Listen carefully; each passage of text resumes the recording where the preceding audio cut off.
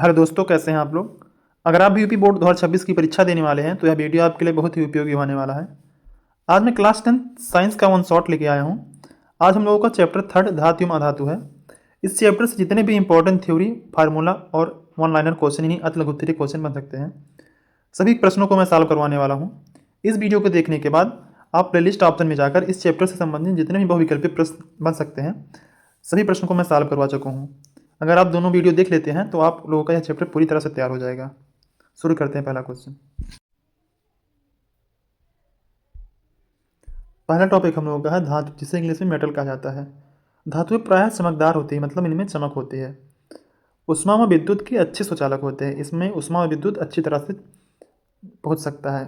तीसरा क्या है, धातुओं को पीट कर पतली चादर बनाई जा सकती है, जिससे क्या कहा जाता है, तन्यता कहा जाता है। धातु धातुओं से तार बनाए जा सकते हैं, जिसे नम्यता कहते हैं। अगर धातु की परिभाषा पूछा कि धातु किससे कहते हैं, तो आप ये 4 पॉइंट लिख सकते हैं। धातुएं चमकदार होती हैं, ये उष्मा विद्युत के अच्छे सुचालक होते हैं, धातुओं को पीट कर पतली चादर बनाई जा सकती है, जिसे तन्यता कहते हैं। तन्यता की परिभाषा ये होगी। धातुओं से तार बनाए जा सकते हैं, जिसे नम्यता कहते हैं। अगला पॉइंट देखेंगे। दूसरा है अधातु, जिसे नॉन मेटल कहा जाता है। अधातुएं प्राय सामान्यतः भंगुर होती है, मतलब इनका आकार निश्चित नहीं होता। उष्मा विद्युत के कुचालक होते हैं, इसमें उष्मा विद्युत आसानी से नहीं पहुंचता है, मतलब होता ही नहीं, उष्मा विद्युत होता ही नहीं इसमें। अधातुएं चमकदार नहीं होती है, इसमें चमक नहीं होती है। एक अपवाद है आयोडीन। आयोडीन चमकदार होता है। अधातु में आप 3 पॉइंट लिख सकते हैं। ये सामान्यतः भंगुर होते हैं, ये उष्मा विद्युत के कुचालक होते हैं, इनमें चमक नहीं होती है। अगला पॉइंट देखेंगे। धातुओं की क्रियाशीलता श्रेणी देखेंगे, मतलब कौन से धातु सबसे अधिक क्रियाशील है। सबसे अधिक क्रियाशील है पोटेशियम है, उसके बाद सोडियम, फिर कैल्शियम है, फिर magnesium, aluminium, zinc, iron, copper, organ और सिल्वर। ये धातुओं की क्रियाशीलता की श्रेणी का क्रम है। सबसे अधिक है पोटेशियम, फिर उसके बाद सोडियम, फिर कैल्शियम, फिर मैग्नीशियम। इसमें आप 3-4 याद कर सकते हैं, यहीं से क्वेश्चन आएगा तो आगे से आएगा। अगला पॉइंट है अयस्क, जिसे ओर कहा जाता है। वे खनिज जिससे धातु लाभप्रद रूप से निकाली जा सकती है, उसे अयस्क कहते हैं। अयस्क कैसे निकाला जाता है, निष्कर्षण कैसे किया जाता है अयस्क का, मेटल का। कम क्रियाशील धातु जो होते हैं वो सीधे निकाले जाते हैं, जो मध्यम वाले होते हैं उसे अयस्क और कार्बन मिलते हैं। जो अधिक क्रियाशील वाले धातु होते हैं उससे विद्युत अपघटन विधि द्वारा निकाला जा सकता है। अगला टॉपिक है संक्षारण। संक्षारण से बचाव कैसे कर सकते हैं, मतलब इसे लोहे में जंग लगने से कैसे बचा सकते हैं। सबसे पहले उसको पेंट कर सकते हैं। अगर लोहे को पेंट कर देंगे तो उसमें संक्षारण जंग लगने से बचा जा सकता है। दूसरा है गैल्वेनाइजेशन, और तीसरा है तेल और ग्रीस लगाकर। मतलब अगर धातुओं में, लोहे की धातु को अगर तेल या ग्रीस लगाकर रख देंगे तो उसमें भी जंग नहीं लगेगा।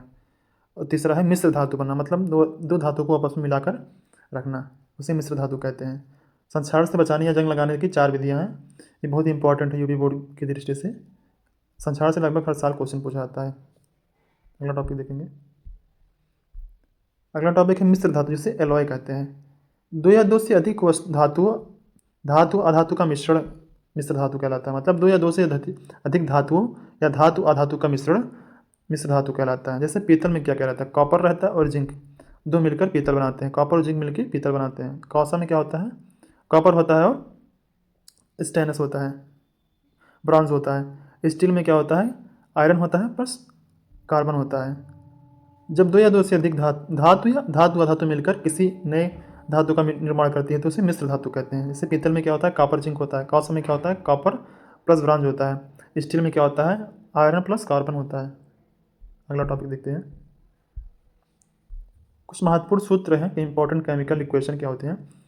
जब धातु और ऑक्सीजन आपस में क्रिया करते हैं तो क्या बनता है, धातु ऑक्साइड बनता है। जैसे मैग्नीशियम धातु ऑक्सीजन से क्रिया करेगा तो क्या बनेगा, मैग्नीशियम ऑक्साइड बनेगा।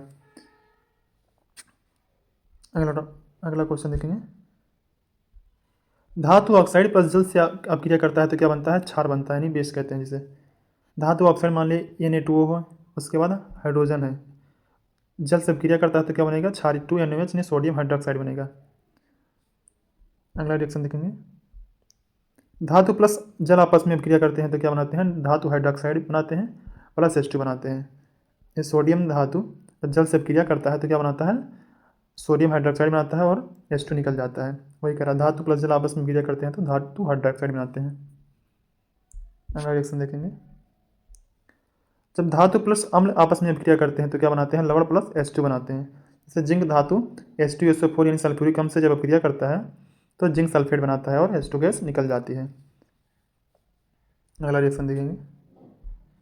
धातु कार्बोनेट प्लस अम्ल से अभिक्रिया करता है तो क्या लवण प्लस कार्बन डाइऑक्साइड प्लस जल निकलता है।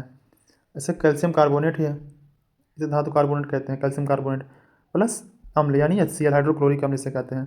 दोनों आपस में रिएक्शन करेंगे तो क्या बनेगा, लवण बनेगा, CaCl2 कैल्शियम क्लोराइड बनेगा, उसके बाद कार्बन डाइऑक्साइड बनेगा और जल बनेगा। छठवां रिएक्शन है बाइकार्बोनेट प्लस अम्ल आपस में अभिक्रिया करते हैं तो लवण प्लस कार्बन डाइऑक्साइड प्लस जल बनता है। जैसे sodium bicarbonate NaHCO3 plus hydrochloric अम्ल आपस में अभिक्रिया करेंगे तो लवण NaCl यानी सोडियम क्लोराइड बनेगा प्लस कार्बन डाइऑक्साइड गैस बनेगा और H2O गैस बनेगा, जल बनेगा।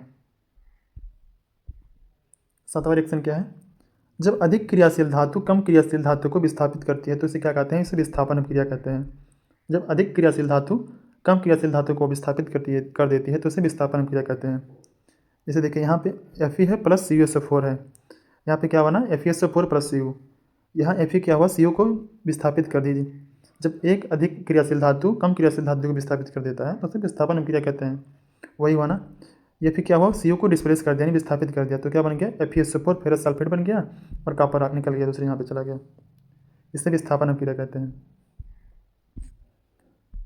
आठवां संक्षारण, इसे रस्टिंग कहते हैं। इसकी अभिक्रिया लिखने को आता है 4Fe plus 3O2 plus XH2 gives 2Fe3 dot XH2। संक्षारण की ये रिएक्शन आप बहुत इंपॉर्टेंट है, इसको जरूर याद कर लीजिएगा, बोर्ड की दृष्टि से बहुत इंपॉर्टेंट है। आज के लिए इतना ही। इसके बाद क्या करना है आपको, प्लेलिस्ट ऑप्शन में जाकर इस चैप्टर से संबंधित जितने भी बहुविकल्पीय प्रश्न बन सकते हैं सभी क्वेश्चन को मैं सॉल्व करवा चुका हूँ, उसको देखना है। ये दोनों देखने के बाद ये चैप्टर आपका पूरी तरह से तैयार हो जाएगा।